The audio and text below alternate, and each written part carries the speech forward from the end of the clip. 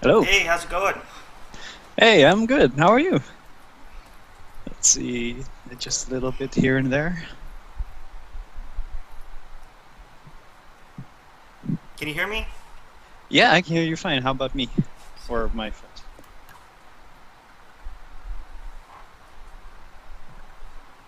Can you hear me? Yeah,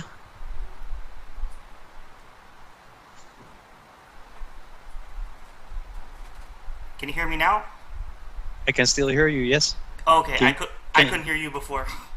Okay, okay, but it's fine now. Yes, right now. Okay, good.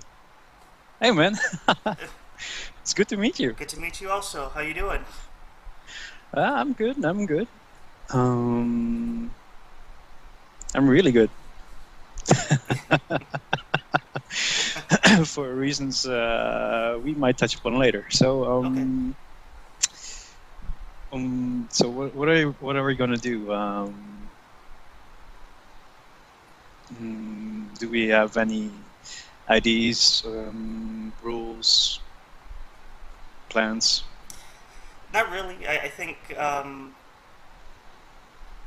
I've had. Well, have you had a lot of chance to talk with other NF people in real life? Um, yeah, maybe. I don't really know. I mean, uh, there's not like anybody I know in my real life who's busy with this kind of thing, occupied with personality types at all. Okay. So this is actually the first time, I guess, I'm talking with someone who knows he's an NF. Okay. Yeah. Um, Yeah. I just from experience with, I think I have a like a meetup group where people can come and. So I've had lots of chances to talk with other people who know their NFs, particularly INFJs. Hmm. So what I found is I can come with a plan, and it doesn't really matter that much because people just talk. We just seem to talk about kind of whatever comes up, and once the introverted intuition starts spinning, time takes care of itself. It seems like. Yeah, yeah, yeah. Things just start rolling. Right. Cool. Okay. So I saw, or just recently, you put on or specified because for a long time you were unknown personality type you had listed, and then you put on INFJ, and then you took it Yeah. off again, right? Yeah, that's true. Um, so I came to the forums in like December, Okay, yeah, um, and I was wondering whether I was INTP still because I was getting INFP on type tests. okay, Um, and at that time, I really knew zip about MBTI, so I was trying to get into that. And uh, I, I, um, I snooped around a little, and I started this thread, and I still didn't understand a lot about it, but people were saying like, okay, you're probably an INFP, and so I pretty much went with it. okay, But um, it just didn't ring home. Well, I mean, it didn't hit home at that time, and so I decided to stick with a non-type for a while. Um, and that lasted for what, 4 months, something like that, maybe five. right, Uh, that was around the time that you found out you're an INFJ and not an INFP. right. Yeah, you remember that. Oh yeah, it was kind of a little bit of a shared journey because it sounds like I didn't know that you had only been on since December, but I Hmm. came on in I think late January, so just a couple of months after that, and the difference being, I suppose, that I took the tests and said, and sort of read through the descriptions, and I said, that sounds, okay. I didn't really know that much about it, so I just kind of said INFP, whatever, doesn't, that's good enough for now. And it wasn't until much later when I really started getting into the cognitive functions, and particularly the stress thing, that Yeah, the finally, inferior. yeah, that finally I realized that I wasn't an INFP, that I was an INFJ. So, Hmm. um, yeah, yeah, that was and still, of course, that's the advice I give to people is look at the inferior function because Yeah, that seems to be the that's really telling thing. so characteristic. Yeah. Yeah. So I've been meaning to ask you something about that. Sure. Uh, from the descriptions about the inferior extroverted sensing, um, when I read up on it, it seems like INFJs have this. They're or we actually are like fragile to. I don't know how to put it exactly, but maybe you know what I mean. One of the ways I've heard it described is with the inferior function is the one with which you have a particularly sort of all or nothing, sort of childlike almost relationship with. So it's sort of either you're obsessively sort of feeding it or you're obsessively ignoring it, and it's hard, maybe impossible, to keep it in balance for a long period of time. So INFJs can go to either extreme, sort of like dieting, obsessively exercising all the time, or go the other way and not pay attention to it at all. And I think on one of the forums they were talking about, I think it was the ENFP forum actually. They were talking about INFJs and like I have to remind my boyfriend to eat and to do all these other things. They're like, well, I've never had that problem, but I can see how that would fit into the inferior function. Mm-hmm. So one thing in particular, I'm wondering about is like how INFJs experience going on roller coasters. Okay. Because that's one massive like attack of sensation. Okay. To me, I mean, I've been on roller coasters before, and it's always this feeling that's really overwhelming. And I'm thinking that should be like totally normal for everybody, right? Right. I mean, regardless of type. Well, I think roller coasters are built specifically to sort of push sensation to the extreme. I think, but maybe it's more on how we individually experience our relationship with that.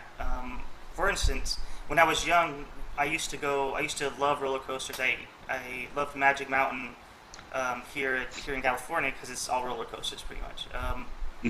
And then once I got a little bit older, I just kind of stopped doing it altogether. I didn't have any desire to go do anything like that. In fact, I don't like going to theme parks at all. So maybe that illustrates that sort of one extreme to the other kind of relationship. Yeah. Okay. What do you think about the roller coaster? What's your experience been? I've been I'm trying to remember the last time I went on a roller coaster, and I think it's probably December 2010 or something. I was in Busch Gardens in Tampa, and it was still pretty exciting, but it did feel kind of like, okay, well, here we go again. Yeah. like it's nothing new anymore. A little more than a year ago, I went. I did a parachute jump, with a bit of free falling. Okay. Wow. For the first time. Yeah, that was really exciting, and I'm just wondering I'm wondering if I go like another time or a second time, whether the experience will be the same. Yeah. Or maybe not. Like maybe not as enjoyable as back then. I don't know. Yeah, that's a good question. I know my cousin, for instance, he's an SE type, I think, maybe ESTP, and he's into riding motorcycles, and so he does that all the time, it seems like. So I would assume that he's getting the same kind of thrill each time that he does it. But maybe that's a difference between, dominant or or secondary extroverted sensing versus inferior extroverted sensing. Yeah. Maybe with us, it is more like it has to be something new for it to carry the same amount of sensation, and the second time and every time after that it's less and less, maybe like an exponential falling off of excitement. Yeah, it's like well, like doing drugs, I guess. Right, I do know what Like you you have mean. Right. like you have to have a new high every time. I don't know. I'm not really sure if it's like that, but um, one thing I cannot get used to is driving at high speeds. I know you guys kind of like you calculate everything in miles per hour, and I'm thinking kilometers per hour. But normally on the highway you drive like the limit is what, like 70, 80 miles per hour?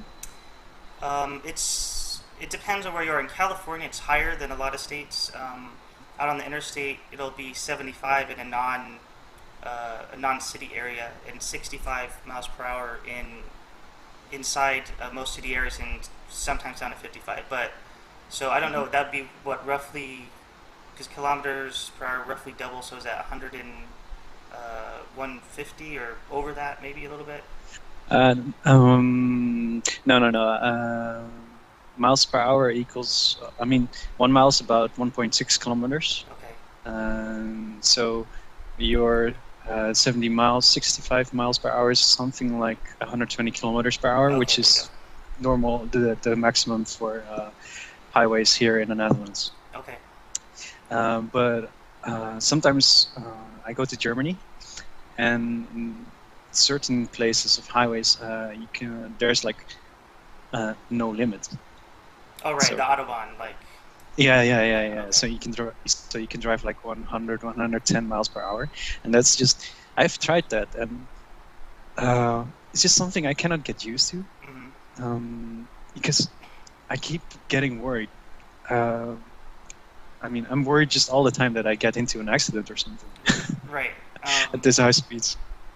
There's this thing called, or Foucault called normalization, where the longer, or wherever you are, the people that you're around, you sort of develop a sense of this is normal. You know, however extreme that behavior might even be outside of that group, you know, it's within that group, it's normal. So I think we all develop our own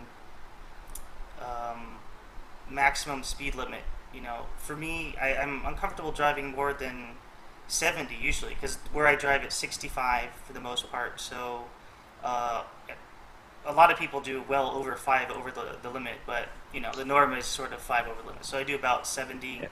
and I'm uncomfortable doing more than that. So even when the speed limit is 75, like when I'm out a bit, I do feel uncomfortable doing 75 or doing 5 over 75, which is still, there are a lot of people out there who are driving 10 or 15, you know, over or more than that sometimes. So I know what you mean. Yeah. Yeah. I mean, on the highways here, when I drive, I try to stay within like 10% harder than the maximum limit. So Okay. if the limit's like 80, then I try to stay, you know, just beneath 88 or something. Okay. Because yeah, that's like what everyone's doing, or almost everybody's doing. But 100, 110, 120 miles per hour, this is something I just blows my mind. Right. So crazy. Yeah. That maybe also it's the sort of, I understand that it doesn't like specify a range, and so it seems kind of dangerous to me to have that open of a range, because if somebody's going, you know, if there's a 30 mile per hour difference or kilometer an hour difference between the speeds that the cars are going, it seems like, you know, you're a lot more prone to accidents occurring in that situation. Mm-hmm.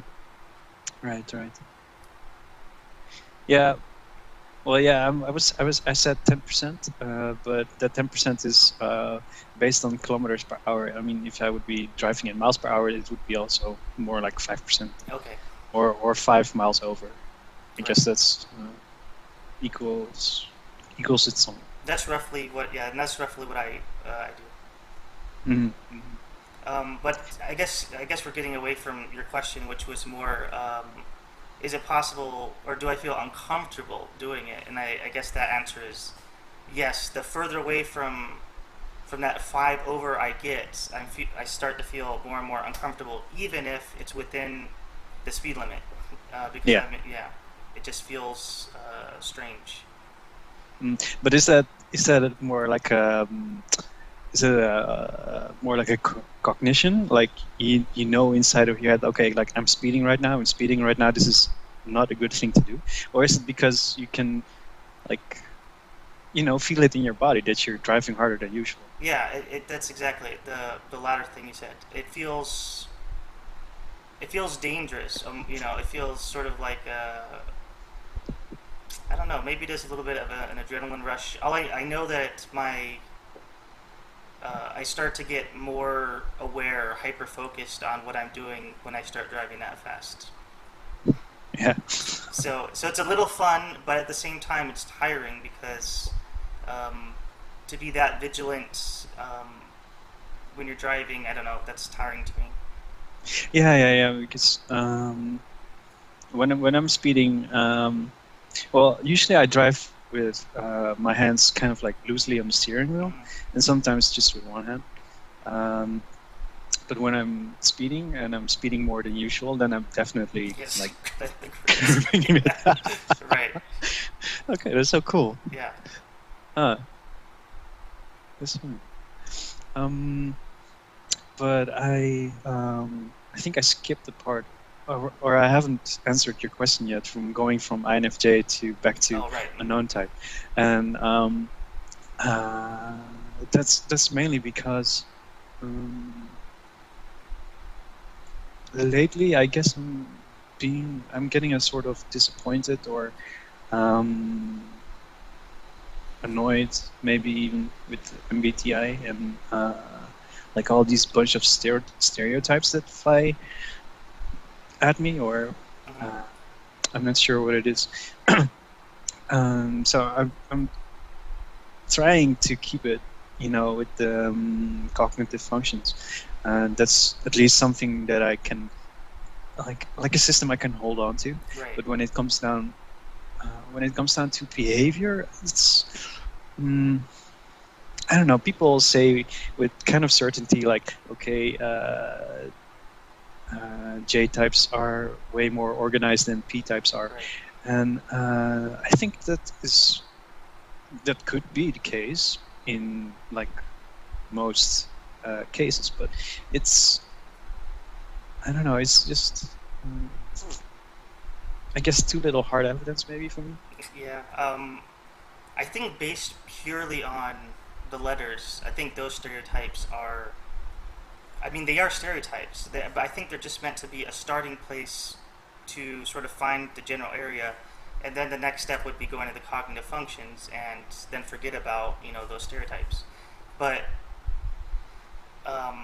to say all J's are organized, for instance, that's silly because if you look, you're crossing four temperaments. I mean, with come on. I mean, Yeah, yeah, all yeah. J types are not going to be the same. Extroverted, introverted, uh, that's all going to change how that looks. And one of the things that really helped me understand what extroverted feeling was is that it's organization, or it's interpersonal organization, not sort of the same thing as real world organization. Yeah. So although I do like to be organized, I tend to, if I don't just let it be organized enough, like Hmm. I tend to go to these extremes where I have folders, and every, like, the receipts will be in reverse chronological order. I can't seem to find a happy medium, um, Right. and so I do tend to let things stay a little on the messy side, for me anyway. I think for some people, when they come into my house, they would say this is not messy at all. But for me, it's not. It does bother me to see things out and not away. But I think the fact that it causes me stress is what probably makes me a J type, not the fact that it's actually organized. Um, Right, right. I think most of the You're yeah.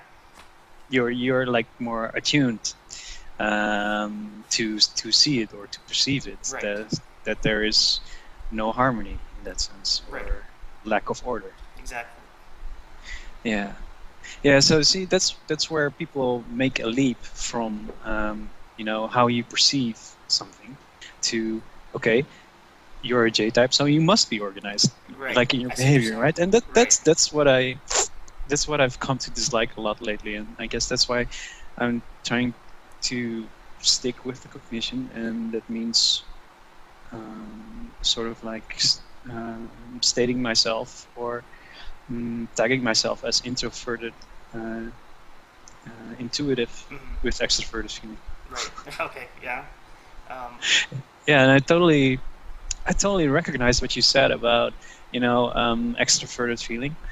I can get so upset when there's like conflict somewhere. We've discussed this a long time ago, I think, in a thread you made about peacemakers in the right. INFP subforums. You Hmm. remember? Yeah, I do remember that one.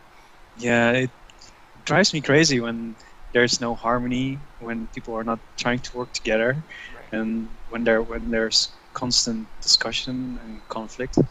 It's just that's so much more. Um, that's so much more on my mind than, like, say, uh, my disorganized um, table Right, desk. right. Yeah, I mean, exactly. It's a different realm of organization. Yeah. I feel I have. I think I told you this already too, but I have like a list of people's birthdays and other occasions, and make sure to send cards out. And Hmm. I got really sick, and so I missed about maybe 2 months of doing that, and I felt really bad. But as soon as I had my energy back, I made sure to send all those cards, even though really some of them were 2 months, late, just so I could, have it, so I didn't miss that appointment, I guess you could say. So Yeah, it's just something that you value and that you feel like, okay, this is something I need to do. right, Whether it's 1 day late, 2 days late, or 2 months late. right, and usually I'm ahead of time. So, but just in that circumstance, it must have seemed odd to them to get a birthday card that was 2 months past. But Hmm. yeah, but that's the kind of thing I would associate with extroverted feeling versus well, any other function, I think. It- so I'm wondering, because you've been an INFP, can you relate to introverted feeling? I don't. I think what I was relating to most was just being a feeler. So especially because being a feeler guy puts you in a minority of the minority. So uh, I can't relate to introverted feeling in the sense that I'm usually more aware of what I'm feeling when I'm not around anybody else. Right. But when I am around other people, then I'm usually concentrating more on what they're feeling. But I think what interests me a lot when I'm talking to other people are the ideas, or it's not like that's the only reason I'm there. It seems like introverted feeling, or a lot of the introverted judging functions are about more, what am I getting out of this interaction? I mean, Hmm. not in a selfish kind of way, just but what is it? Why am I here? Or asking that question, why am I here? What am I getting out of it? Hmm. Hmm. So I'm not usually, like, when I'm around other INFJs, I'm not asking that question. What am I getting from you or anything? I'm just there. Uh, we're talking, we're connecting, we're exchanging ideas. That's what's important to me. It's not like and if there's a little bit of conflict, or somebody says something that could be taken as uh,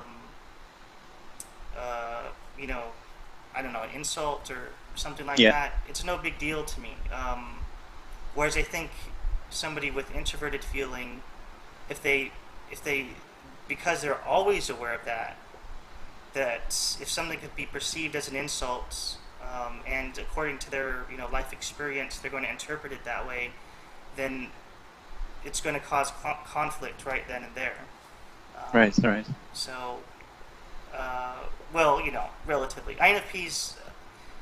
I don't think INFPs like conflict any more than INFJs do. I just think Mhm. our landmines are different types. We'll get mad at different things if even though neither one of us particularly Yeah, likes conflict. yeah, yeah, yeah. I guess, I guess in that sense, it's maybe obvious to say that like our landmines are just around us, Right. while introverted feelers have it like inside of them. Uh, I think. just Oh, go ahead. Go ahead. no, no, no. Um, I think what usually triggers conflict for me, it's usually not anything. It's not usually anything that has to do with me personally per se, but it usually has to do with somebody sort of trying to control somebody else or silencing somebody else in the group, for instance, if we're sitting around and talking, which has never happened in my meetup group, but certainly happened in other times in real life. Or somebody sort of acting dismissively, or I don't know, it has more to do to me with just trying to take control of the people around them, whether that's on purpose or not, whether it's aggressively or passively. I think those are the kinds of things that annoy me, or would cause me to say something, even though most of the time I'm not going to say anything. If somebody wants to have a political conversation, for instance, um, I may not weigh in, but it's not going to bother me necessarily, even if there is Going at some each other. conflict. Yeah, because that's their right to have different opinions. I'm fine with that. Hmm. The only thing that gets me mad is because I am tolerant of other people's opinions. It does make me mad if people then turn around and judge me for having opinions different than they do. Right, Um, right, right. yeah. So I don't Yeah, know what you would have to say on that subject. yeah. I'm wondering, because from what I understand, your Enneagram type is 9 wing 1, Yes. and mine is 1 wing 9. Right. So we should sort of like understand each other, but not really. This is interesting. Conflict. When I'm what do you call it? A spectator of a debate or a discussion, Okay. that's meant to be a debate or a discussion, not because of conflict really. Then I usually want to. I don't know. I'm like at the sidelines. I'm looking and I'm thinking and I'm wondering, and I usually want to chime in a bit. Okay. Um, but when it really evolves into a conflict or anything, that's when I feel like, um, well, it depends. It can go two ways really. Either I want to run away hard, or the other way, I just want to smash someone's face in. Right. Yeah. As a matter of speaking, I mean, I have never done something like that, but You feel it. yeah. Yeah. Yeah. Yeah. Yeah. I know what you're talking about. With I think since I've gotten older, maybe over time, that a lot of that inclination has gone away, or lessened in me, to sort of react that way. I guess I've started learning just about necessary conflict. That Hmm. if you don't deal with things as they arise, they're still there. They're on the back Right. burner, and they're dangerous because somebody's watching them. So they're bound to explode. So I, I've I don't know if that counts as developing my T persona, but I guess that's kind of what I try to do. Is I become a little bit detached in that circumstance. It's not that I don't care about the other person's feelings, but I realize that in the long run, this is going to be for the best for both of us, I guess, Hmm. to deal with the conflict. And I don't think that means having Exactly. to yell at each other or anything, but sometimes the other person does yell, and uh,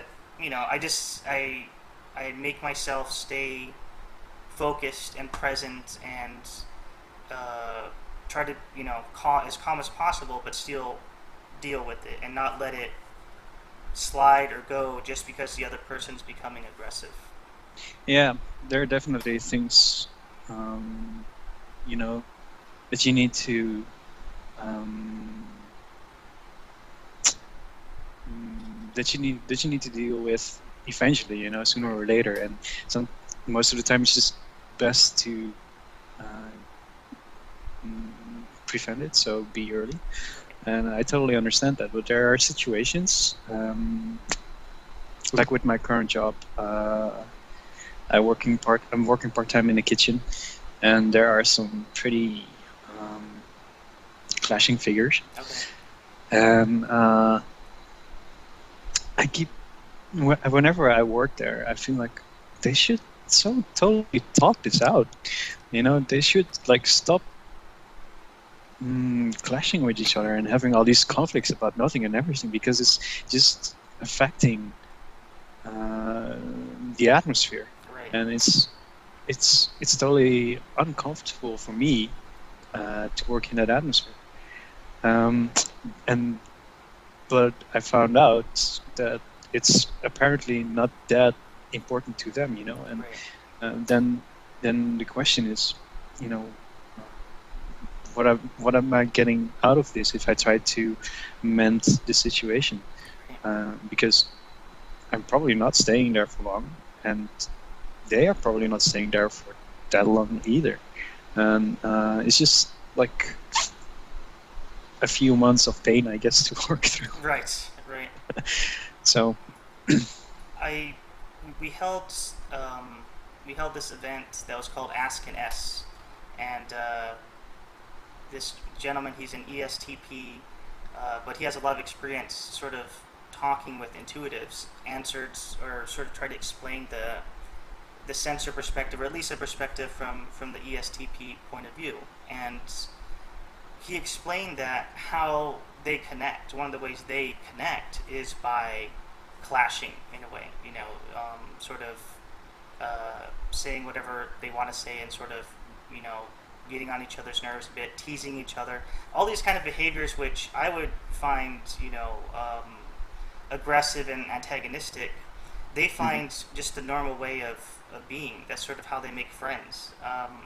So, and kind of coming to understand that I'm able to just, I don't feel like I need to interfere because I think part of what made me want to interfere before was seeing there's something wrong. There's something wrong. Yeah. These people are fighting.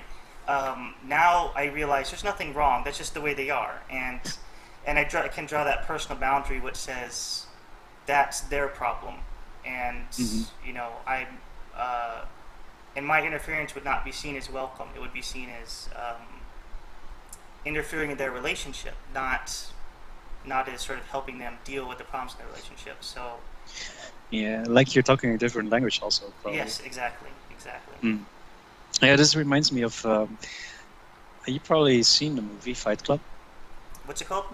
Fight Club. Oh no, actually, I haven't seen that movie. Okay, well you should, because that's in a part of that movie is about how people talk with their aggressiveness and just beating up on each other, Okay, and actually they become brothers through it. right. So that's But see, I don't think we would become brothers through that way. I think that's I think that's how they become brothers is that way. Yeah. yeah, it's just I guess it's like what I think I experience with NTs, like on the forum, and the people I think that are NTs in my daily life. It's like we talk a similar but different language. Right. I don't know if you can relate. Yes, I can relate. Um, I seem to get along fine with certain types. I haven't had a whole lot of experience dealing with NTs, but ENTPs I seem to get along fine with. The ones that I've spoken with mainly because I think they can sense when you are not meaning to say something that. Well, I guess it's because they're perceiving dominant types. Is really what it is. But with INTJs, again, perceiving dominant types get along fine. But INTPs, I'm not sure that's the case necessarily. I seem to grate on them because I think it's that judging dominant, perceiving dominant divide where they may. It seems like to me, from my perspective, that they say things which I would take as maybe a little bit antagonistic, and I'm but I don't read it that way because I'm assuming they are just trying to understand, or that's just the way they talk. But but in just the way I talk, I seem to put them off, like I'm maybe hurting their feelings, and Yeah. I'm not sure. It seems like there's some kind of disconnect there where I just can't seem to talk to certain INTPs, anyways, in a way that where me as the NF doesn't end up hurting their feelings. And it is true that before I knew about this whole thing that NTs, or the people I think are NTs in my life, and STs in particular, I just found as aggressive without reason. But once I came to understand that, I was like, okay, well, I understand. Now that I understand that it doesn't hurt me anymore, Right. Yeah. But it doesn't seem to work the other way for them necessarily. I don't know. Yeah, perhaps. It was a while ago, but it was in the INFP forums, and there were a bunch of NTs and NFs in a thread about trying to understand INFPs or NFs. I'm not sure. Okay. But so I think I did something horrible. I used the following analogy, like NF speak to me is like eating a delicious ice cream, like let's say chocolate chip cookies or mango or something that really like just it's just it. And well, NT, I sort of understand it, but I thought it was more like vanilla ice cream, and vanilla ice cream is like kind of bland, but it's a classic. Okay. But it's a classic, and Right. I can really appreciate it, and it's just not my flavor, and so I wrote that down in that thread, and then this NT was like getting totally mad with me. So I still remember that, and it's just something I feel embarrassed about, to be honest. Well, it seems like a fair analogy in that they could say the same thing about the way. Yeah. It seems like we're saying it's still ice cream, it's still dessert, it's still something we like. It's just maybe because of the divide, we see maybe most of the way they speak as vanilla versus all the variations we see within the NF speak. But they would probably say the same about how they perceive us, I imagine, anyway. So, well, why did he get mad? I'm wondering, or she get mad? Yeah, I tried to understand her, but we didn't really talk it out. I guess she left kind of with a message like, okay, I realize now it's me who's taking it too personal or something like that. But it's just that she felt offended, and I felt like, okay, I did something offending, and I was really PK'd, stressed. Right. So I wrote her a private message and trying to explain or make peace, but she didn't really want to, I guess so. Right. But it's still something, and that's maybe, I don't know if you can relate to that, but maybe that's because I'm an A type 1. Is that things like these little mistakes, these little embarrassments, they come back to me really easily, and I can just really remember the embarrassment and how I feel about how I felt back then, about making that mistake. Okay. Yeah. Well, I definitely get into over-analysis mode.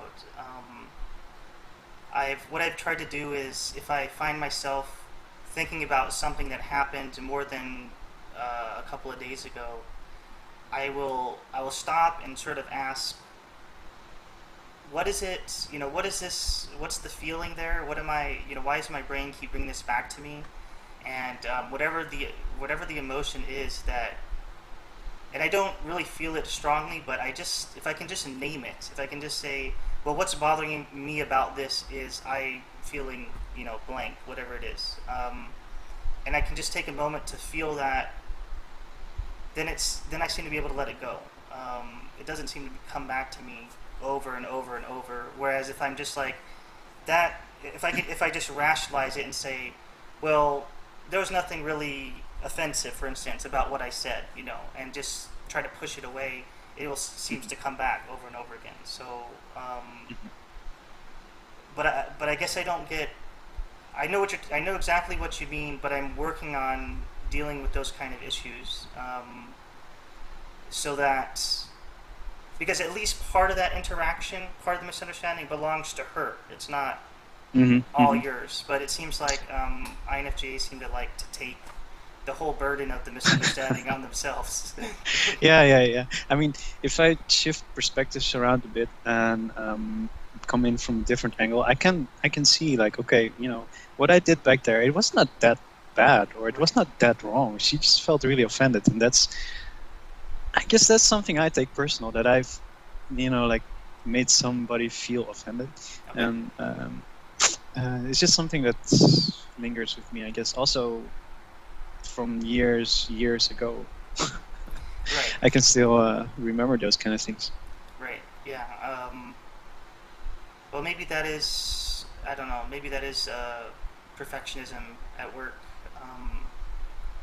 I think with NTs, I've sort of, in coming to understand how they work, I tend to expect them not to take things personally. And so then I get surprised when they do take things personally, because of course they're still people, they still have feelings. And I don't mean to. I'm not trying to say. I'm not coming at them like I don't think they are people or don't have feelings. I'm just trying to talk in their language. But oftentimes it does seem, or at least with certain types or certain people, it seems like they are taking it as an intentional assault on their feelings versus. I don't know, and I have heard that when NFs hurts your feelings, it cuts more than any other type, because I don't know, Right. because it's our natural way of speaking. So I don't know what to do about that. All I can say is that I know that the INTJ people that I've met and the ENT people I met, there doesn't seem to be that disconnect. But with some of the INT people I have met, I seem to be doing something to put them off, and it does seem to be related to feeling, and not the thinking function. It's not like or maybe since INTPs are introverted thinkers, maybe it is, and I'm not seeing it. So that's a possibility too. Well, I guess it's when you're around NTs, you expect them to behave like NTs, Right. speak like NTs, think like NTs. But so when they do take something personal, it's something they feel or so. It's kind of surprising. I guess maybe for INTPs, it's you're like kicking them or stepping on their FE tail. I mean, extroverted feeling tail. They're inferior. So that's a good point. You mean they're extra sensitive in that area, maybe, actually. yeah, That's a good point. and I guess that's something that we, as NFs, like forget or get used to or take it for granted. So yeah, maybe that's what's happened back then. Now that I think Yeah. Yeah. Yeah, of that's a good point. Um, I guess because even if I'm trying to speak like an NT, I'm still speaking like an NF. So it's still, it. I'm still connecting with them on that level, feeling level. So I guess I'm not sure. Mm. All I do know is that it's not me getting my feelings hurt usually anymore. It used to be, but not anymore since I've started trying to communicate in the language. I don't try to specify to type, but by temperament. So Right. um, if I'm talking with SJs or SPs, I will modify what I'm saying. I don't choose to go out most of the time and speak with those kind of people, mainly because just it seems like one bundle of miscommunication. But most of my family, that's the type. So I want to learn how to connect with those particular people. And there's still a lot of I like NTs. It's just again, it's that misleading similarity of communication, which I think Right. makes us forget sometimes that we're still coming from two different temperaments. Right. Right. Like, mm, um, so you've been organizing these groups quite a lot. Uh, do you remember how many you have organized so far? Events, you mean? Yeah, Uh, events, meetups. I think maybe I'm just guessing here. Maybe a dozen at this point. Maybe a little more than that. Hmm. Um, Go ahead. So, which one do you remember most vividly and why? Oh, that's a good question. Let me think about it. Honestly, one of the ones I remember most vividly is wasn't one I organized. It was the first one that I went to, which was at a coffee shop in Pasadena, and it was the first time I had met with a group of NFs, and it was just sort of amazing to see that I had always felt alienated, and to sort of meet with this group of other people. It was only maybe 6 or 7 of us, maybe a few more than that, coming together and talking, and to have this connection and understanding, and not to have to censor myself like I do around censors. Because it seems like I always have to think how could this possibly be misunderstood, before I can finally say what I want to say. And Hmm. with this group of intuitives, I could just say what I wanted to say without having to filter it or censor it, and they understood what I meant and were able to Hmm. respond to it, in a real way. So it was that's one I still remember quite vividly. Right, right. The very first experience being surrounded by people who speak your language. Yes, right. Yeah, exactly. That's so interesting. Um, I mean, I was born here in the Netherlands, and I was raised here in the Netherlands, so my primary language is Dutch. But over the years, I've been working on my English, I guess. Not really working, but I've gotten better at it, and now I feel like um, sometimes I feel like I'm more at home speaking English than speaking Dutch. Really, Okay. it's not like my vocabulary in English is all that great, but I guess there's like a tipping point where you just get used to it, where you get this intuitive feel, I guess, for being in the grammatical structure of how sentences flow and things. I'm not sure if do you speak any other languages? No, I spent 6 years trying to learn Spanish, and Hmm. I still barely remember a word of Spanish. uh, because just I don't know if you know about the way they teach here, but they don't start you don't start learning another language till junior high school. Well, Hmm. it's almost too late to learn another language, really. I mean, by junior high school, you're supposed to, or I guess the modern theories are more like the younger you start, even if it's just a little bit of another language, the more likely you are to be able to develop that skill. Right. So,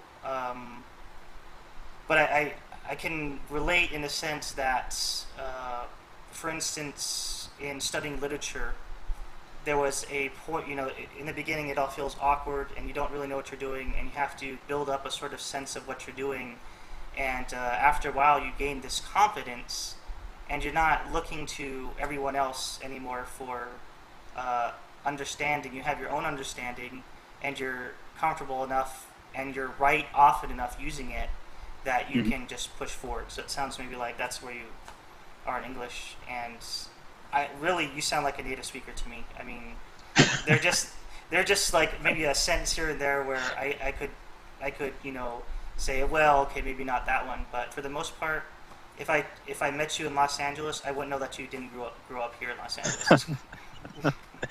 Uh, it's not the first time that I've heard it, but it's still it still gets to me, I guess, every time I hear it, because I just can't believe that. Well, I guess because I know another language, um, but I just still have a hard time believing that my English is that good. Mm-hmm. No. Uh, I used to date a girl from the States. Mm-hmm. I've told you that. And she was studying at university, and every time she had to like write papers, I would go over them as well and see if they were well written and stuff. So I kind of helped her with that. But I think like the other way around, she helped me, Right. like getting to better my English. So yeah. Well, that's definitely true. Teaching composition, I learned so much more about the English language myself, and structure, and having to teach grammar. I had to learn these fine distinctions that I just take for granted. Since I Mhm. grew up with them, it's just part of the way I process. But actually having to understand the why. Why does it work this way? That helps you, I think, explain it and get a clear understanding of what your underlying structure is. So that makes perfect sense to me that helping somebody else would, uh, help you a lot too in understanding English Mhm. or another language.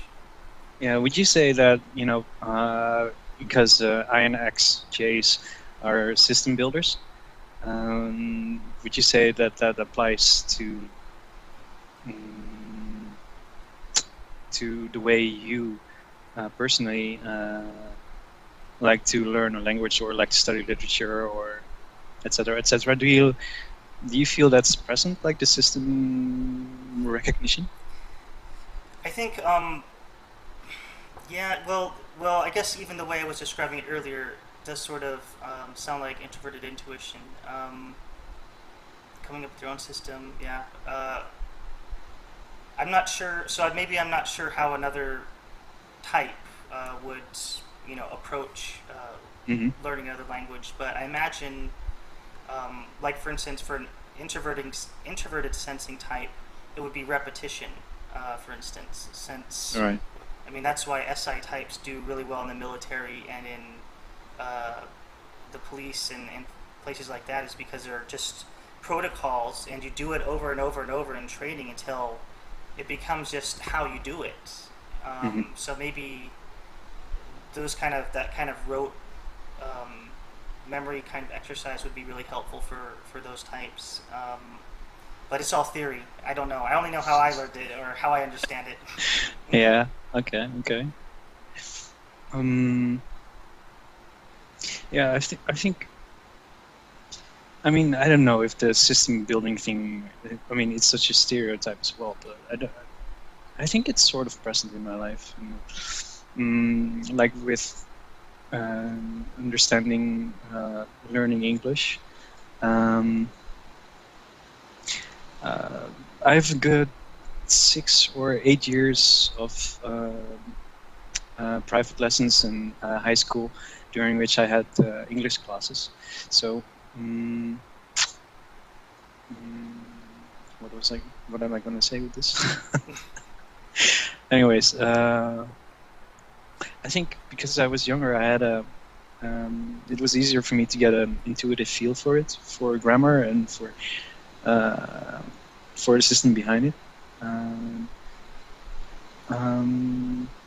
I still do look for systems and how things work. Kind of like sometimes I make these mind maps when I'm studying items, and to categorize stuff. But also sometimes I just draw. What do you call it? Boxes, I guess. Systems to understand things. That's actually how I write summaries every now and then. Okay. I do outlines, which they can be quite in-depth kind of outlines, but maybe that's a similar kind of thing. I think what both of those things have in common is that it's trying to come to our own understanding of how something works, and that's actually something some types really just don't understand, because they will, or especially, I guess it's a TE type thing, but for instance with ISTJs, they tend to want to say, this is, okay, we'll talk about it, and then this is the way it is. And I will say, no, I'm coming out with my own understanding, and they don't like that you're coming out with their own understanding. because it defies that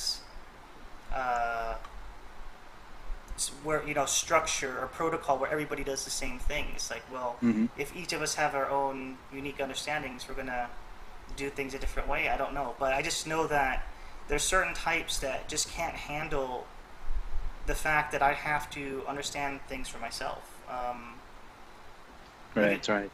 Even with doctors, sometimes, like I have asthma, for instance, and I would ask them why this medication. Just try to get a sense of why we're doing it this way. They don't like that. They don't want to be questioned. They just want to say that's the way it is. And and from my perspective, it's it doesn't have to be that way. So why is it that way?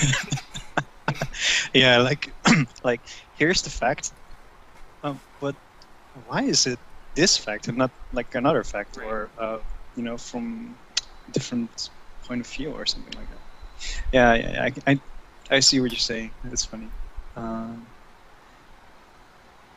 Trying to remember if I can recall something like that, but my memory kind of goes blank.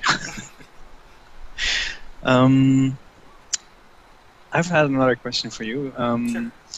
about the introverted functions in general. I've been trying to understand the functions better, and I think I do, but they're still kind of mysterious.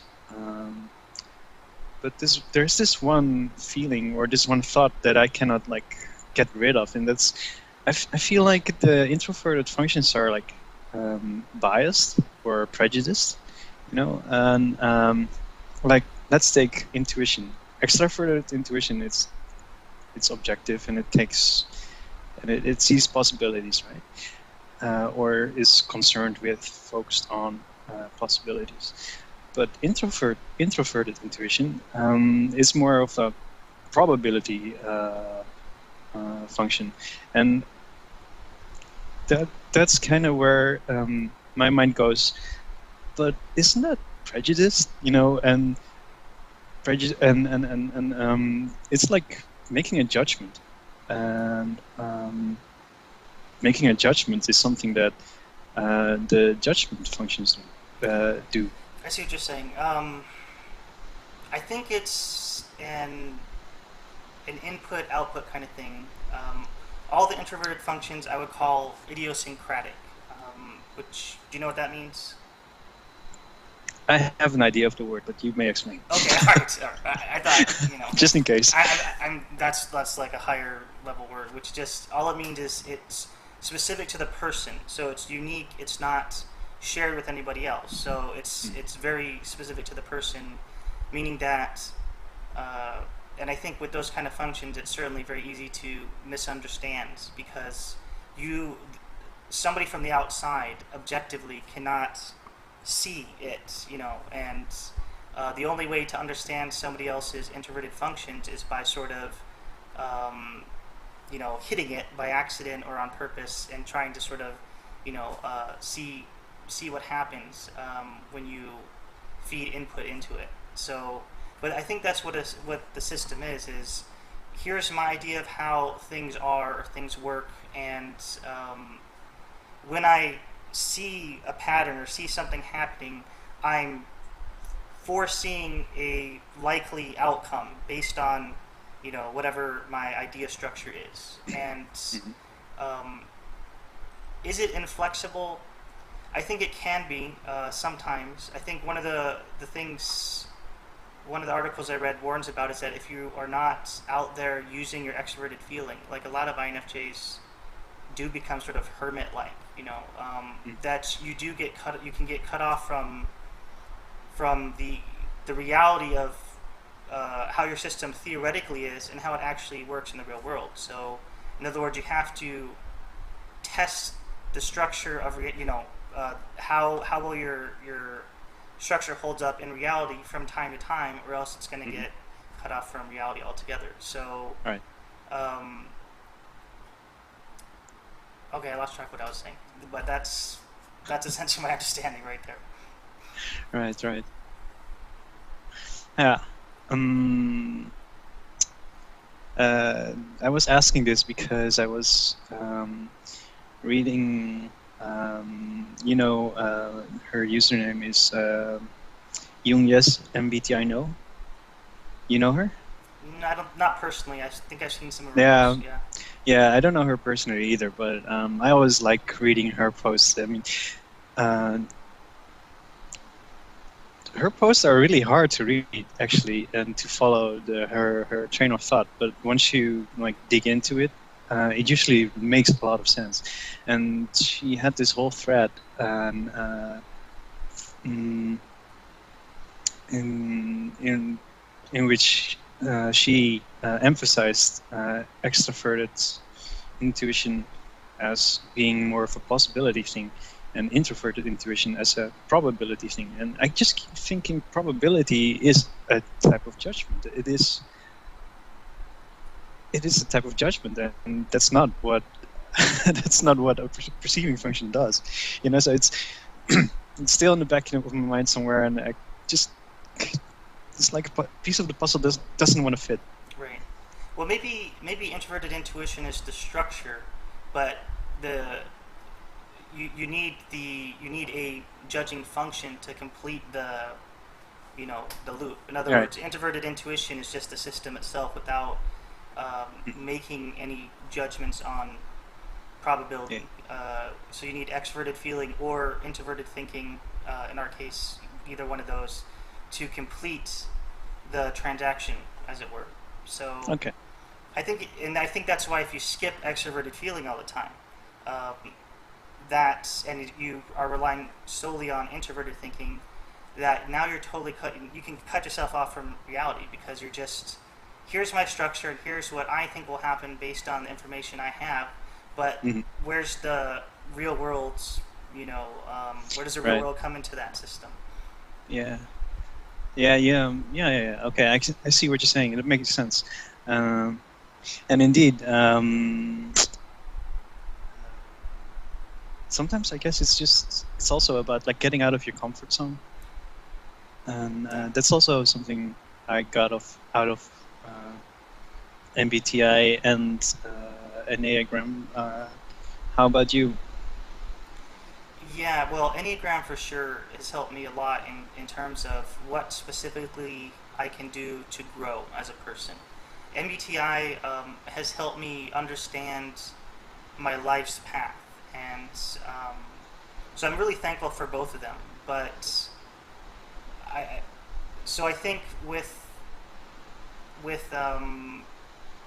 or after speaking with some of the other INFJs and sort of talking about this inflexibility thing, some of them will say, well, I rely on my, I make pretty quick sort of confidence in my structures. So even if I don't know a whole lot, once I know a certain amount, I'm comfortable sort of relying on that to help me make decisions.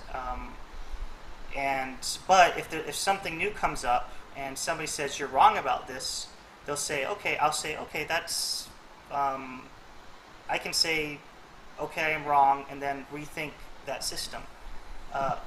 For me, I don't think I'm that way. I think I tend to do more. I wait a little bit longer before. I think I need to know a lot about the system, and then it becomes a closed system. Then I stop really wanting input from other people as much. Right. And I think that's inflexible, because now what happens is if a new something potentially paradigm shifting information comes my way, I'm going to miss it because I'm not interested in rethinking the whole thing. So I'm trying to open myself up more to think like this other or this woman that is an INFJ, that she describes, sort of being able to respond to that input in a more objective way, or just taking it into consideration and not rejecting it out of hand just because it doesn't fit with what I know, even though what I know is a lot. So, you know, when amateur people talk to me about MBTI, and they, like, one person was insisting that if you write a lot of letters, or if you spend a lot of time on forums writing that means you're an extrovert. I was able to say, no, that's ridiculous. That's actually what makes you an introvert, you know. But and I can hold by that, you know. But there are other times when new information comes by me where I'm not really sure if I'm being fair or not, and I try to give that information a second chance to get into my head and, you know, change things around if necessary. I'm trying anyways. So, what do you think? Is being on the forums really being an introvert, or are you like really extroverting actually? That's an interesting question actually, I think. Well, okay. Well, maybe I was dismissing that too easy out of hand then. My understanding is that what introversion is think, do, think. So whereas extroversion is more like do, think, do. So okay, yeah. The fact that you're thinking about what you're gonna write, and then you write it, and then you have the chance to revise it, and that seems to me what the natural media of an introvert.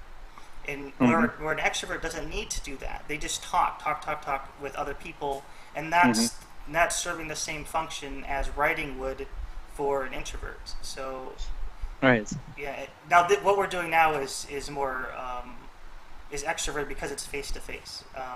But I think even in a chat room, for instance, where people are chatting, I still think that's getting closer to being an extrovert. Extrovert, yeah. But I think the forums just do not strike me at all as something that extroverts would necessarily, or it just doesn't seem like an extroverted activity. It seems like an introverted activity.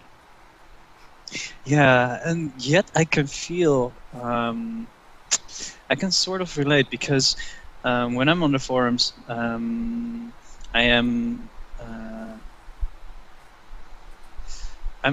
I'm okay. It's still happening on the inside, in the sense that, you know, I'm reading a piece of information and I'm taking it in and then thinking about it. But it's being busy with information that's in the outside world. Right. And you know, and when I'm replying or private messaging with somebody, then it's still happening here in my head because I'm reading and then I'm responding to that. But I'm still exchanging information, which is kind of an extroverted thing, I would say. Well, maybe you are using your extroverted judging function, or, you know, to connect, but I think that still makes that. I mean, that doesn't make a person an extrovert or introvert in the sense that would make somebody an ENFJ versus an INFJ. I think, or an ENFP versus an INFP. It's more that, I guess that's going back to the MBTI stereotypes, the E versus I. So when you're trying to settle that question, I don't think whether you're on the forum or not, or whether you write or not, makes you an introvert versus an extrovert, or I mean an extrovert versus an introvert. Because introverts still connect with other people. They still want to communicate. It's just not out loud without thinking about it, which is what extroverts tend to do. Right. I mean, that sounded biased, but I don't mean it that way. I just mean, No. you know, the way extroverts tend to think is out here, you know, not, and then they process inside later. Whereas with introverts, we want to process inside first and then talk. Then, right. Yeah, and that's indeed why I would say, like, okay, a forum is typically a medium for introverts, because you get to read, you get to think about it, and then you start responding. Right. And then when you are responding, you can even like hit the delete button or the backspace button and rephrase it, or click send and then later edit your post. Right. And yeah, I can totally see why it's so easy to think of a forum as, you know, as something for introverts, but still, there's quite a lot of people, quite a lot of extroverts on the forum, right. Being busy with exchanging information and whatnot. Right. Yeah, that's true. And maybe that's their. I guess the question too would be, what percentage of time in general are you know, you doing that, or what percentage of your communication is taking place that way. So for me, I spend a lot of time alone, and I'm totally fine with that, and that's when I'm more productive, I think, in general. But when I'm teaching, I have to stand up in front of a class of 30 people and teach, and I'm not sure they get as much out of it as they do in office hours, for instance, or just sort of one-on-one, or sometimes two students will come at a time. But I think they get a lot more out of that, and I can just feel it. And I actually started requiring student conferences as a result of that understanding, and it makes a huge difference, because I think I'm not an extrovert. When I'm trying to sit up there and talk, I'm not connecting with them on that level, and so it requires that student conference for them to be able to see that I am connecting with them one-on-one. And then when we go back to class the next day, and where, you know, it's 30 people again, that connection seems to remain. But I think it's, I mean, it factors in so many interactions in my life that that it's hard to, you know, not see a huge difference between how extroverts go about doing things versus how introverts go about doing things.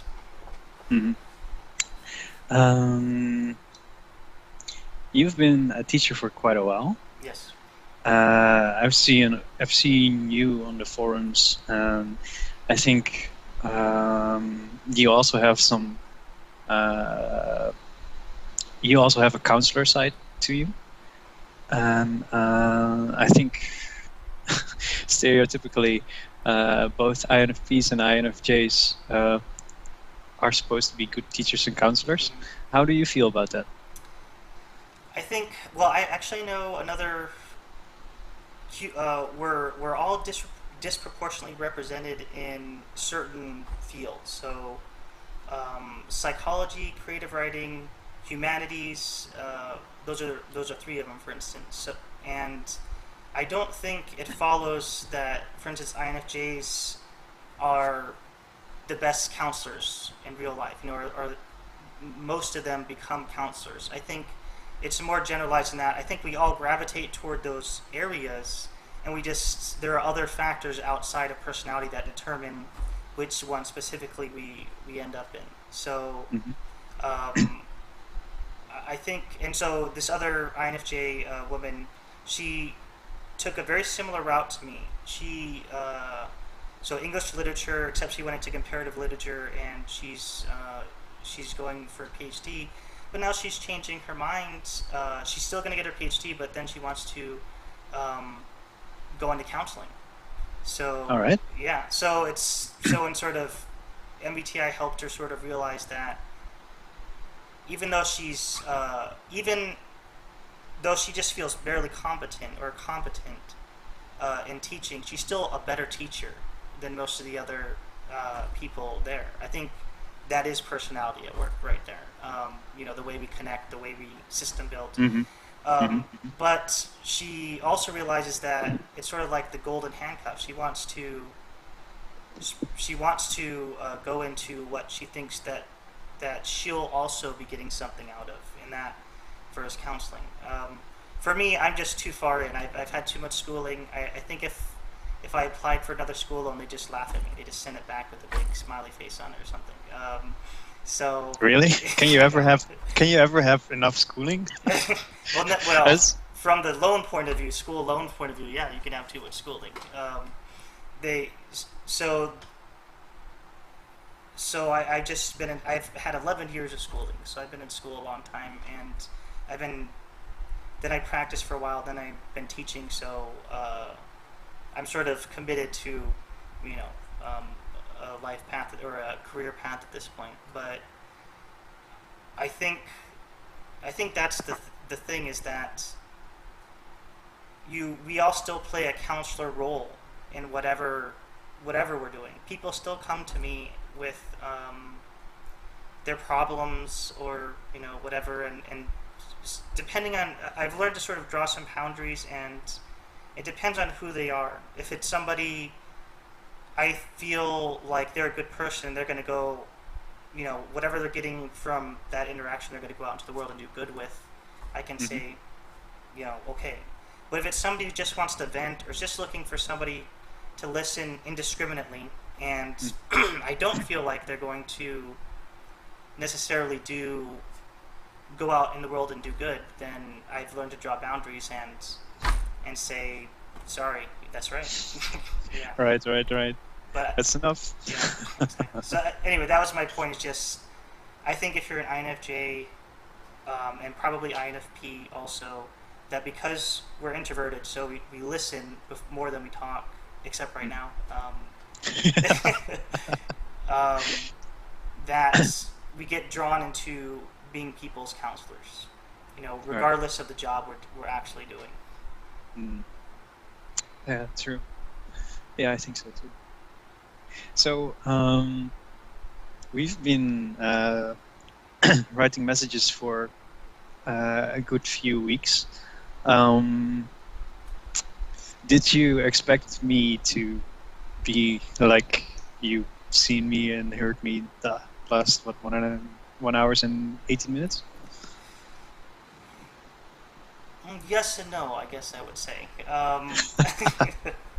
What I found is that introverts, the way they come across on writing tends to be more. I mean, you're seeing their inner self, I think, in the writing, and it takes time to put that down on paper, and it takes a lot. So I think I wasn't expecting you to be a certain way based on your writing. For instance, again with the meetup group, there are a couple people, I'll email with them after the meeting a little bit, and the way they come across in writing is so different than the way they come across in real life that I guess you really get a sense of when you're interacting with an introvert, no matter how much they're talking, you're only scraping the surface. Right. In that kind of interaction, you're not going to get to know an introvert right there in that one conversation. There's a lot more to that person generally, and even in the way they express things. So maybe that answers your question. Maybe that I don't know. It's a safe answer. Yeah. But that's all right. The first time I saw you in that video with the new receptor, Yes. it was kind of like the same in the sense that I didn't really. I guess I had formed a kind of image of you in my mind through through our messages, and it didn't really. It it was sort of the same, but it was not really the same when I saw you in that video. But I remember seeing you that first time in that video, and I was really excited. And I'm like, "Oh my God, that's Geoffrey! That's so cool!" Right. Even though we come across very differently in our posts. Right. For instance, what I liked a lot about our messages is I'd write something and then you'd reply to it, and then you bombard me with like 10 sources or something, and that's something you don't do in real life, Right. or just like this face-to-face communication.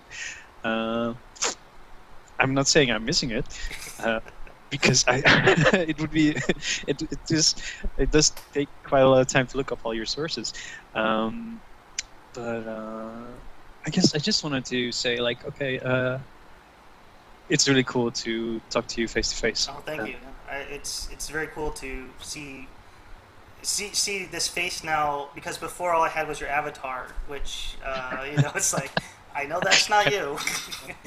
So yeah, this is really awesome, especially just and maybe this is kind of an introverted sort of way of communication, because we probably have exchanged, I would say, at least a dozen, messages, longer messages over a long period of time, and now finally we're meeting face to face, versus maybe the other way where an extrovert would be more liable to jump right in. So I wanted to ask you two things. So first one is, so you said you're feeling better, or you're feeling good right now. Did you want to explain that, or? Yeah, I think one of the things, two of the things that have made me feel better lately is in getting a grip, getting some understanding of how MBTI works. And I'm not saying my understanding is perfect, but it's good enough for me. It's at a level where I can say, okay, this is good. I can understand where someone else is coming from. Their point of view, the language they talk, etc., etc., etc., and it helps to understand myself as well, coming from those kind of angles, and especially the Enneagram has been quite a discovery, I guess. There is this one user whom I was private messaging with a lot about trying to find out my type, because I did the tests, and usually I gotten like type 3, type 6, type 9, and talking things through with someone helped me realize I'm not a 369. I'm a 162. Okay. Most likely, and I still not have like total certainty of it. I mean, in the sense of wings and my fixes, but I feel like it was like meeting myself in a way that it was like meeting the old me, but who was still me, and that freed up like a lot of energy, and it was a lot of friction as well, in the sense that, oh my God, I'm a 1. that kind of sense, but things are falling into place. Things I know about myself, and I wouldn't say I could make like a system of myself. It kind of feels like that. It's given me a lot of. It's more solid, something solid for me to hold on to than MBTI, I guess, when it comes down to personality. And I'm trying to work on myself, and I guess that's one of the things that makes me really feel good lately. Good, yeah. People were very interested in Enneagram in my group, and so they asked me to like teach just a little introductory thing on it, and so I had to get versed in it well enough to do that, and it was really extraordinary for myself, and also I think it was really a powerful meetup that time, to delve into Enneagram, because you start with this idea of just like, oh, okay, it's some numbers and, you know, something cool to put in your signature, maybe, I don't know, and then you really get into it and see what it means, and it means a lot. It explains a lot.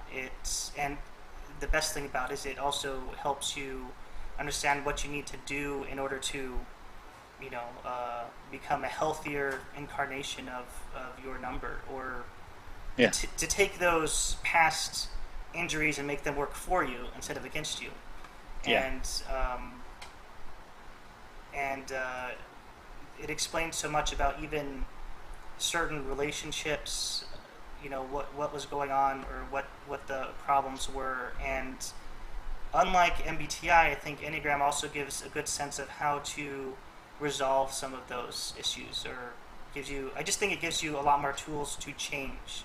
Whereas Hmm. MBTI, I think it helps you understand, but but I don't think it necessarily gives you the same amount of tools to do anything about it. You know, how do you change? You have to figure all that out on your own. Yeah. Whereas the Enneagram, I think, sort of helps you out in that sense. Yeah. Yeah. Yeah. Yeah. I definitely feel the same about that. So I got me this book, The Enneagram of Passions and Virtues by Maitri. I don't know if you read that one. I haven't read that one. Well, at first I thought it was more going to be more descriptive about just the types. Mm-hmm. But the more I read that book, the more I realize it's about, well, as she puts it in her own words, like about transformation. And that's really something interesting, because I guess my type, it's all about being feeling a sort of anger and being fixated in a sort of resentment, and perfection is well, I guess it's the holy idea, but what I like, what really sounds or resounds within me, is the now I have to remember, is it the virtue, or is it, but it's serenity. And Right. I don't know what it was like for you to come to that understanding, because I think ninth is about what's laziness, indolence to action, I think that it's actually holy love is the, love. yeah, Yes. um, yeah. It is about some of that. I think it's about, I think it's, a lot of it is, starts in the conflict avoidance. So one of the ways I think of the correlation between MBTI and Enneagram is not, oh, if you're such a number on the Enneagram, you must be, you know, such a MBTI type. I think that's nonsense. But Yeah. I think there are correlations in that certain problems of certain types get magnified. So I have perfectionistic tendencies, but these are not the things. It's not my major issue. My, Mm. you know, my major issues are the conflict, avoidance issues, and that's a nine thing. So INFJs in general don't like conflict, are perfectionistic. What's for are identity seeking as NFs. So you know, you're going to find INFJs in those categories, but I think it's a particular problem or a particular issue of that type takes precedence over all the others. And so with ones, it's the perfectionism. With nines, it's the conflict avoidance. With four, it's the identity seeking. And I'm sure you could look at, you know, the other numbers and find, Hmm. you know, the issue there as well. Or twos, for instance, they're INFJ twos, and that's all about um, helping or needing, and at its worst, needing to be needed, kind of thing. Yeah. All of those things are things that INFJs can, you know, probably relate to. But one thing is going to be the major thing, and um, I think finding out which is the major thing and then working on it, really, I think it not only has this chance to change who you are in a spiritual sense, but it really can impact the way your life really is, or you Yeah. know, it really does have tangible results, and that's what I found with the Enneagram. So I'm very skeptical about non-scientifically validated things, and you know, the Enneagram's just like these like hipster dudes who, you know, claim to have found, you know, this ancient source of knowledge, but it works, and that's ultimately what matters. You know. Yeah. Yeah, I've come across an Enneagram before during my studies. I was studying communication management, Okay. and communication management is also a lot about, well, it's not just organizational communication, it's also interpersonal, and that requires, well, since it's management, I guess it requires also some self-knowledge. Okay. And so they kind of like introduced us to the Enneagram back then, and I remember being strong in 6, 5, and 9, I think. Okay. But I kind of like dismissed it, like, okay, so that's a number. And now, years later, I'm looking back at this, and I'm still like, okay, it's unscientific. Where is this coming from? It's like magic hat. Right.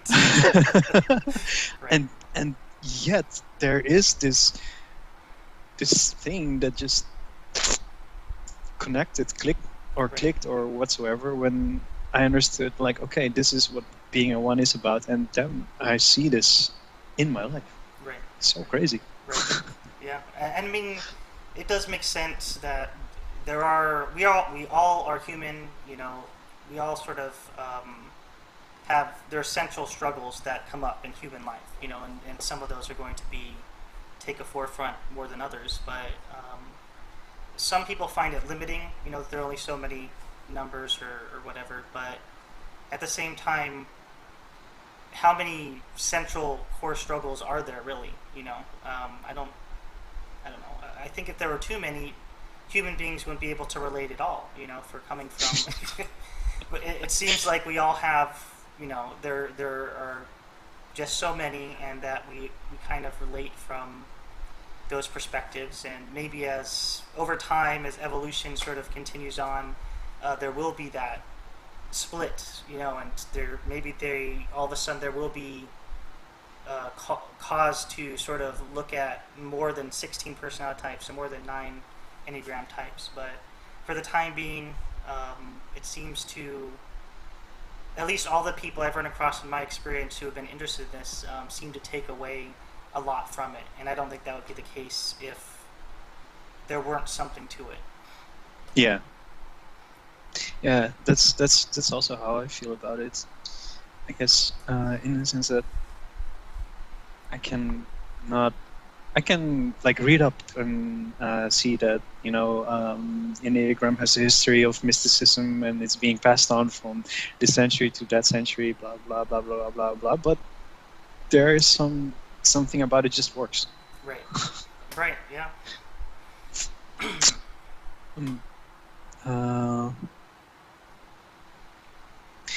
I was trying to prepare today for this conversation, and I'm looking like at this paper. Did write some things down, but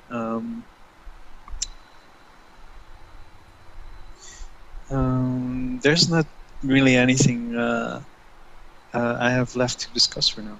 Okay, that's fine. Let me ask you a question, because I don't know. Well, before I ask it, are you going to be speaking with Numaceptor, or do you know? Maybe. Okay, I'll just wait and see how this one turns out first. All right. Well, then I'll steal her question. So the question she asked, and I think it's a really cool one, and is, what do you consider beautiful, or how would you define beauty, or how would you describe beauty?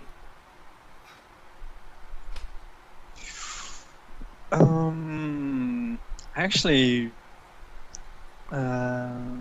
posted a couple of days ago in an INFJ thread. You've seen it, I think, about what what makes people beautiful. I You, haven't you seen it. you haven't seen it. Um, well, anyways, that's beauty. The thread was about what makes people beautiful. So I wrote down a couple of things about what makes people beautiful, but it also applies, I guess, a lot of it is also what I think is beautiful in general is like um, when I can see that there is, I find something beautiful when I can see that there is more to it than there is like in first sight, on plain sight. Like with people, for instance, it's like I know there's just more to them, and they have um, all people have certain potential. I don't think it's limited, but that doesn't make it. I guess as a one, I should be or would be sort of sad about it, but uh, I actually I find it really beautiful when people get to understand and see their potential and work it out, you know, and use it in their life and develop it and bring it together with other people. I love synergy. I think that's something very beautiful as well. Um, not specifically or not only between people, synergy, like us in working together at the office or in the kitchen where I work at, but synergy just in general. Living in some kind of synchronous state uh, with other people or objects uh, in a way that is not only efficient but also just brings forth new things, new dreams. Um, it's a difficult question, but Yeah, I think it is a difficult question. um, I mean, I could say like, okay, sometimes I take a walk lately and I see a flower and I think, okay, actually that's also pretty beautiful. But um, I think true beauty for me is not in what you can see directly, but what's encapsulated within an object or in a person, something like That sounds very INFJ-ish. that. Oh, good. I'm still in NF. Yeah, one of the things I was dreading a bit is like, okay, so I've been doing some months of self-research and introspection and things, and I'm like thinking like, okay, so what if we, start talking and we make this video, and then afterwards, I find out I'm not an INFJ. That's something I've been a bit anxious about today, but oh well, at least I'm an NF. I think, yeah, I think that especially with INFJs, there's this sense of what I think is what matters the most, but at the same time, I don't want to be excluded. I want to be, part of. I want to be accepted into the fold, as it were. So, yeah, Mhm. it's a struggle, but ultimately, I think was it Myers? I think she said that only the person can type themselves, right? So, Right. you know, um, I think, or we were at one of the meetups, and one of the INTPs, uh, she said to the INTJ, "Are you sure you're not extroverted?" You know, because she's making that judgment based on she's making that judgment based on meeting her one time in one Mhm. circumstance. In a very kind of odd circumstance where she's being accepted for being an introverted intuitive and a thinker, in this sort of rare circumstance. So she was talking much more, I'm sure, than she does in real life. So I think I think ultimately when somebody comes at you with those kind of things, my first question is, what is your data set? Are you basing this decision based on, you know, a very small sample of time you've spent with me, or Hmm. uh, and, and most of them will, if they acknowledge that, then they'll say, "You're right. I don't really know." So that's my long-winded way of saying that it's what you think that matters. It's not what anybody else thinks. Yeah, I know. Um, this person I'm talking with about an Enneagram and stuff, Mm. because being a one, for me, it has a lot to do with doing the right thing and having the right knowledge. So it's almost like a reflex to be scared that I'm wrong, Mm-hmm. that I have the wrong knowledge, that I'm making the wrong judgments or wrong analysis I see. whatsoever. Okay. Yeah, so that's just. Um, I guess it's also related to six being a six, six fix. But yeah, I mean, people can tell me this over and over.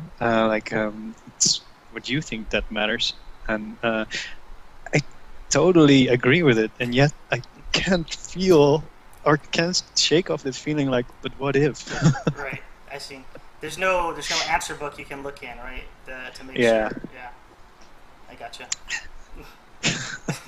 Anyways, that's about being a one. That's so great. So, oh, go ahead. No, no, no. It sounded like um, we had run out of our list of questions. So I just wanted to give you a chance to close if you wanted to say anything, last words, or. Oh, famous last words. Wow. No, I'm just. I guess I'm just thankful that you took the time to do this. I've always wanted to meet you in real life. After our private messaging, Right. Me and too. this is the next best thing. So that's just absolutely great. So thank you for your time, and once again, it was really nice to meet you, man. Yeah, absolutely. Thank you. It was nice to meet you also. And